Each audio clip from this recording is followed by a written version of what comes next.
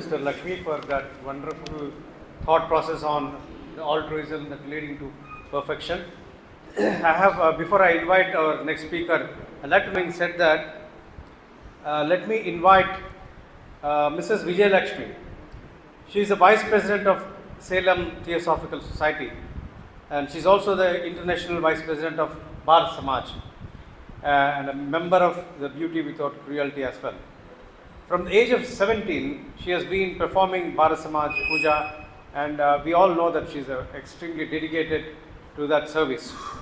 And she also performs every year during the Adiyar convention. She teaches interested members in performing the puja as well, so those who are interested could approach her. And she's been invited by various lodges across the Theosophical Society in India to speak on theosophy and also perform the Bharat Samaj Puja. She is a student of psychology, and then she is also an entrepreneur, a social activist, and a very avid traveler. In her free time, she provides counseling on psychology and provides sessions at various hospitals. I didn't know that. Wonderful. And also a unique hobby of providing motivational speeches to, this is very, very, very interesting. She provides motivational speeches to inmates in prisons. Madam Vijaya Lakshmi, please, the stage is yours.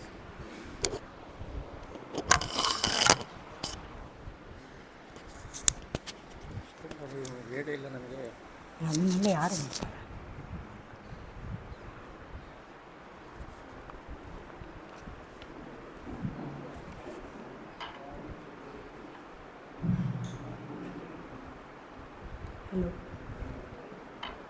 Thank you, Brother Vinay. Respected brothers and sisters, thank you, Brother Pradeep ji and Brother Shikhar ji, for giving me an opportunity to speak in this South Indian conference. Living with an understanding of eternity will cause us to develop a lifelong growth. A simple reflection tells us something must be eternal. After all, if you start with nothing, you will end up with nothing, but you end up with something called experience. The Bhagavad Gita expounds on the immortality of the soul, teaching that the eternal nature of self or Atman transcends the physical body. Lord Krishna imparts wisdom to Arjuna, emphasizing the soul's indestructible and unchanging essence, unaffected by birth and death. Everything will be yours and will belong to everyone. Spirituality automatically leads to humility. When one becomes spiritual, the ego vanishes gradually on its own. A tree laden with fruits always bends low. Humility is a sign of greatness. For example, when a flower develops into a fruit, the petals drop off on its own. Bhagavad Gita is the gospel of activity. Warning is given against wrong activity. The duty of another, it says, is full of danger. It's clear that a strong person can easily dominate another for a time, but they won't realize that a leader should gather fit people together and trust them and leave them independent in their own part of the work, independent along their own lines. In doing his work in his own way lies his development. Always suspicion is wrong. So we should always throw out to them a thought which will work only for their good. Human beings are imperfect, which is well known, but at the same time, everyone relentlessly pursues perfection. Perfection has been defined in our scriptures as the state of complete annihilation of desires and of experiential understanding of tenets of universal religion and the spiritual truths expounded in Vedas. The desire to attain perfection is in fact the inherent attribute of every soul. To this end, it engages in a relentless struggle in the material world towards improvement. This core desire to attain perfection is manifested in the gross physical plane in the form of earthly aspirations and ambitions. Among human beings, the desire to acquire greater wealth, status, or power exemplifies this. Eternity, explained in one simple word, is no was, no will be, only is. Eternity, in common parlance, is an infinite amount of time that never ends, or the quality, condition, or fact of being everlasting or eternal. Eternity is what is timeless or exists outside the time without end. God has made us to be eternal. When this life ends, it is not the end of us. We will go on into eternity, and God deeply desires that we should go on, choose to spend eternity with Him. If something lasts forever, or even if it just feels like it's going to last forever, you could call it eternal, which means that it goes on and will never change or end. We all try different ways from different teachers, with different schools, with different learned people to improve ourselves and become perfect. But we always have doubt in ourselves whether we are treading the correct path. For this clarification of doubt, we have to have first-hand information of the Guru, his teachings, his behavior, his understanding of the disciple, his confidence in clearing our misconceptions, his love towards all, his sympathy, etc. The influence of advanced disciple is not limited to the words he speaks. It is the vibration of the life radiating from such a person that is powerful. The benefit they gain is not so much from what he teaches as from the influence of his presence. Anyone who holds of a theosophical book is not converted. The more one has known of a thing before, the more he will see it now. Ordinary life is a series of compromises. You must make up your mind as to what is right and then keep firmly to it. Upanishad says one thing is right and the pleasant another. Right into pleasant the wise man prefereth. Always consider the feelings of other people. One thing that a person should not do is to be idle. He should be always active. If you know, it's your duty to help others to know. But study first that which will most help you to help others. You must be true in speech. Think well before speaking, lest you fall into inaccuracy. Learn to love all without asking anything in return. Each man is responsible to himself. Man can rise step by step. Only the strongest can climb the greatest heights of the path rapidly. Our karma will take care of what we have done, and it doesn't matter what the world does or say about it. One who works scientifically, understandingly, without a thought of the result, except that somehow, somewhere, all good work must do good, will never know disappointment.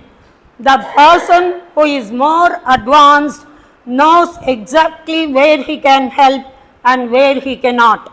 That which is false and mistaken will pass and the real things will remain.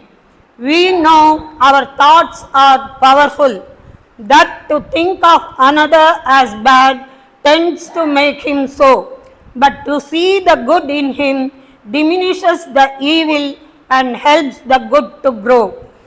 To say something is perfect amounts to no more than saying that it has become all that is likely to be. An example of a horse is said to be perfect when it possesses all the attributes of a horse: rapidity, long mane, muscles, structure of the body, etc. Another example is a perfect radiator which diffuses a pleasant warmth and never breaks down. Something is perfect when its reality corresponds to its concept. A perfection of a thing characterizes its essence and not its value. Example, coffee. A perfect coffee is one which combines a flavor, a bitterness, a temperature that best suits the person who drinks it. Gradual growth from imperfect to perfect is a natural characteristic of all living creatures.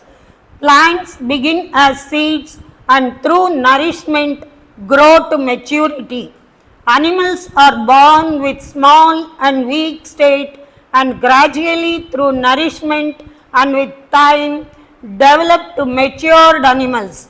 Human beings are born as helpless infants, needing lots of care and protection so that they can grow strong and eventually take care of themselves. A perfect infant possesses all that a child needs to live, but he or she is not a perfect human being because the infant cannot use its innate powers until they have developed and matured.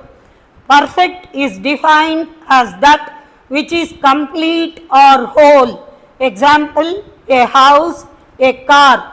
The imperfect is anything that lacks wholeness or completeness.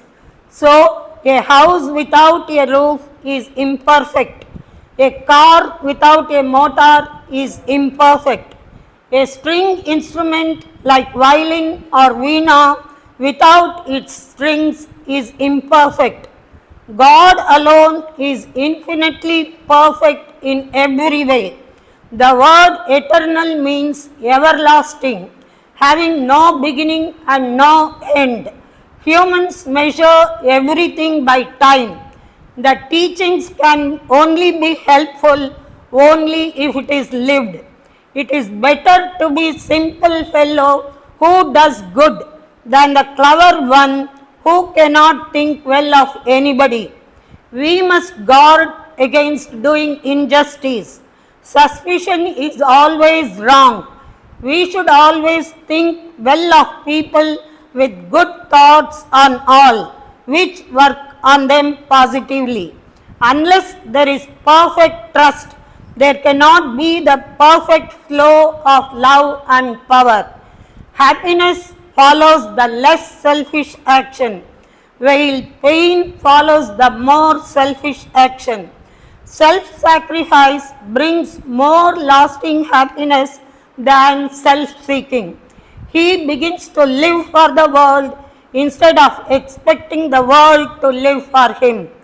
We think that the unreal is useless. It is through the unreal that we reach the real. Purity is more real than impurity. If you follow any piece of advice to excess, you will only fall over again. You may do so rightly or wrongly. You should only suffer, but the decision must be yours. You must do your ordinary work better than other people do. Truth alone conquers and not falsehood. Always put truth before the standpoint of unity, not from that of difference. Then only you will be able to help all and all alike. Then only you will be able to see the good in each and all, overlooking and looking through that which is defective. When troubles fall quickly on you, it shows that the lords of karma have taken notice of your prayer, and that is a very good sign.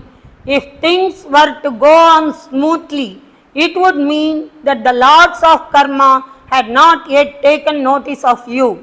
When one is clearing of a great amount of past karma, that additional disagreeable factor enables one to work it off quickly and thoroughly. Your troubles and losses appear to come as adversaries. You should meet them bravely, agree with them quickly, and then you will be alone with it. Each man's own way is the best for him, but he should remember that the other man's path is better for him, and that in the long run they all merge together. One must learn something before one can be of real service to others. This is only a small illustration, but it gives an idea. In everyday life, there are some things that will serve as an example of this inclusion of the smaller to the greater. For example, you have a great mercantile house. One young man joins as a junior clerk. At first, he regards the house as a taskmaster, and it is a great trouble to him to come at regular hours and do all the works. But after he has been there for some years and has been raised to a more responsible position, he begins to say, "We do this, we do that," and then he is beginning to identify his interest with that of the house. So he goes on until he becomes a manager and lastly a partner. Then he speaks always for the house, and when he considers any of the business, it is the firm he has always in his mind. He is just as free and as capable of taking the initiative along any line as ever. Yet he is now certain to use his will along the right lines. The firm has not coerced him into that attitude, but he has grown into it. This is only an idea of the way in which a man may identify himself with a great power, yet his will may be as much as his own as ever. Faith invariably breeds violence. Who will assure us a comfortable spiritual life? We are a strange mixture of hate, fear, and gentleness. We are both violence and peace. Pain is inevitable, suffering is optional. That which is eternal is by nature without beginning or end. That which is endless will never stop, but grows on continuously, as if a circle which has no beginning and no end, an endless succession of years. If you know, let others know. Atmosphere itself inspires you. Each of us have an image of what we think we are or what we should be, and that image, that picture entirely prevents us from seeing ourselves as we actually are. How do you discover the actual fact that you are conditioned? Isn't it by your reaction to a problem, a challenge? You respond to every challenge according to your conditioning, and your conditioning being inadequate will always react inadequately. Why is that we escape from real facts? To understand a fact, we must look at it, not run away from it. Consciousness is total field in which thought functions and relationship exists.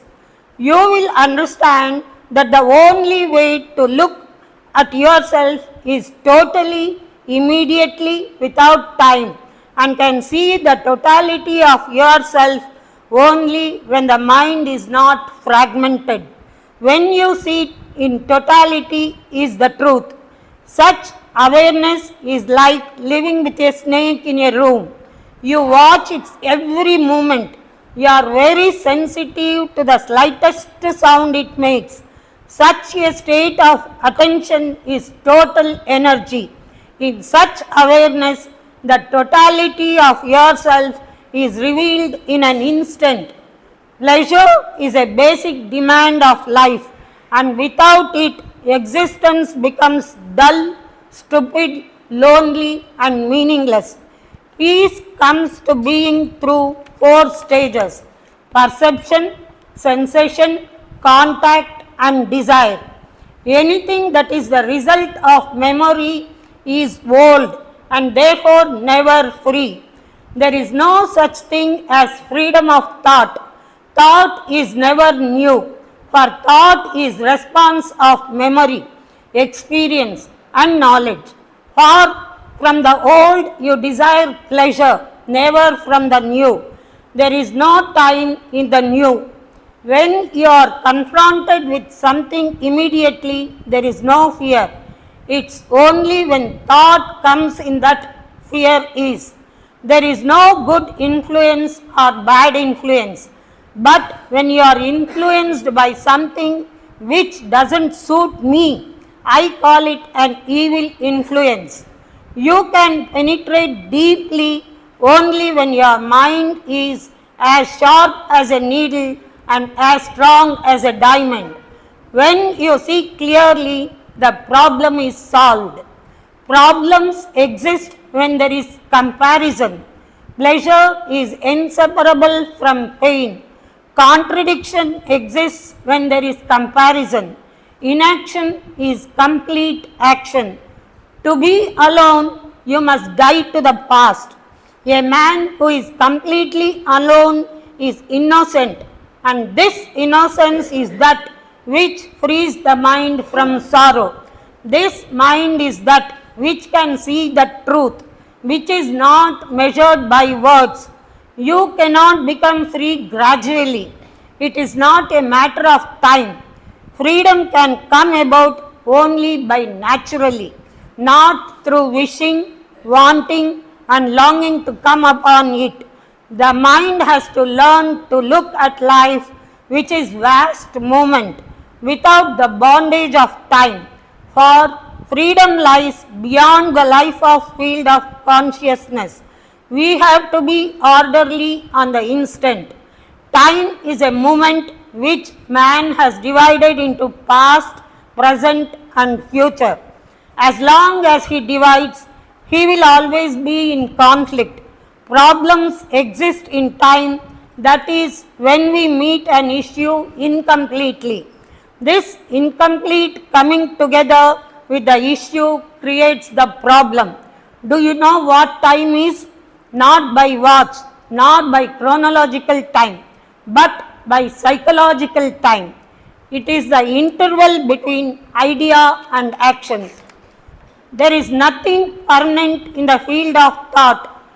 To die is to have a mind that is completely empty of itself, empty of its daily longings, pleasures, and agonies. Death is a renewal, a mutation in which thought does not function at all, because thought is old. Freedom from the known is death, and then you are living. In duty, there is no love. When there is love, there is no duty and no responsibility. Sorrow and love cannot go together. If you know how to love, then you can do what you like, because it will solve all the other problems. Once, two monks were crossing the river. It was overflowing, and a girl had to cross the river, but she would get drowned if she kept her legs in water. So she was searching for help. Both these monks saw the girl who was in despair. One monk saw that girl and just went on, but the other monk took the girl, lifted her up, made her sit upon his shoulders, and then both monks crossed the river. The monk who carried the girl left her down and went on with the other monk. The other monk asked this monk, "Why did you carry this girl? You have violated our rules. This is not allowed for us." For this the monk said, "I left her long back on the shore itself, but you are still carrying her. We carry our burdens all the time. We never die to them, nor do we never leave them behind. Virtue can flow only when there is freedom to find out that there is no form of security in any relationship. To realize that psychologically there is nothing permanent gives us a total different approach to life. By entering ocean, the river is not losing its identity, it's rejoining its source, and it's now transforming into mighty ocean. When one becomes spiritual, the ego vanishes gradually on its own. Anything measurable is within the thought and is apt to create illusion. No one can teach us how to be attentive. If any system teaches how to be attentive, then you are attentive to that system, and that is not attention. While we sit at the feet of the Master, hearing his voice of the silence, getting the freedom from the known, by treading the Masters on the path, we can see the light on the path. All these 5 books merge together. Like this, we will be reaching the eternal, being in the eternal, which is the way to perfection. Thank you.